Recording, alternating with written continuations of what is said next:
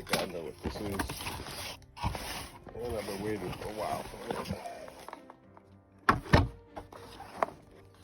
Alright, so what I got today, night vision. Looking forward to giving that a try. Okay, so this is how it's going to look through my vision here. So if I'm using night vision, I'll just bend my head downwards and I'll be seeing through there. As you can see the light switch there. And if somebody flashes me a light, I just tilt my head upwards and then I'm using regular vision. That solves my problem with this thing being zoomed in or getting blinded by lights. But I think that should work pretty well. And this is what it looks like from the front. So let's see if I can put it down here. And then it will sit on your head sort of like that. So you're viewing through the bottom here.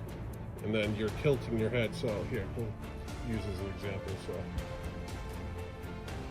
if I'm normally facing, I'm looking like this regularly through my eyes. And then I tilt it down forward.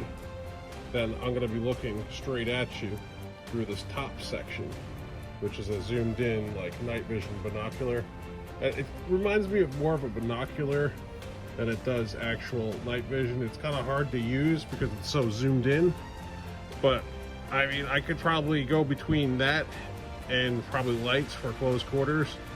And if this thing goes completely blind, it has internals, what I noticed, where it can go back to normal, or I can turn it off. It's not good for the thing, but I could probably get away with it that way. So I just keep it in the down position the entire time, and that would probably be the best bet. So this is your normal strap you would use if you were without it. So I'll put this thing on, and then I kind of stuff this downwards underneath it, and I have the thing up like this, and I use the chin strap to stabilize it a little bit, which helps out with it, for what I noticed. So this is going to be lighter than those helmet mounted setups. I think this is probably going to be a lighter and better setup for me. I'm using the old dye goggles for this thing, because the older dye goggles are a little bit of a tighter fit than, say, I believe these are the i5s. These are my original goggles. So yeah, that's just a light and a camera on top. But this thing, it has internal cameras into it. So if I'm recording at night, I'm going to be using this.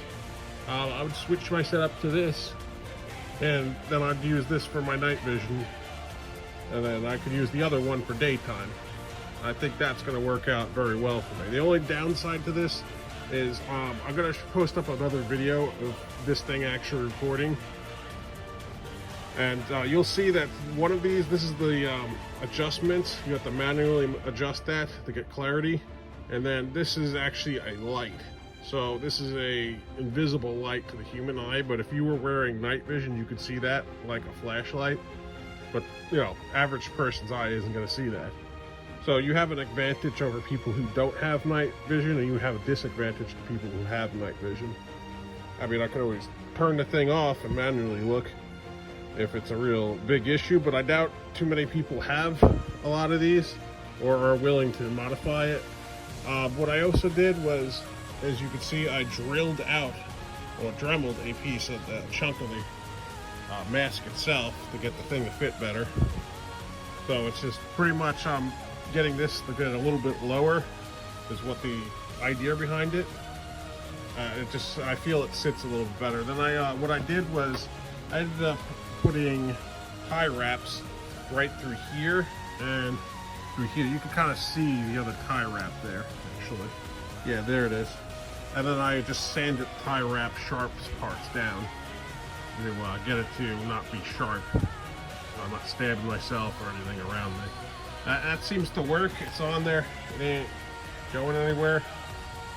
And as long as I keep it in the downward position, it seems to be nice and stable.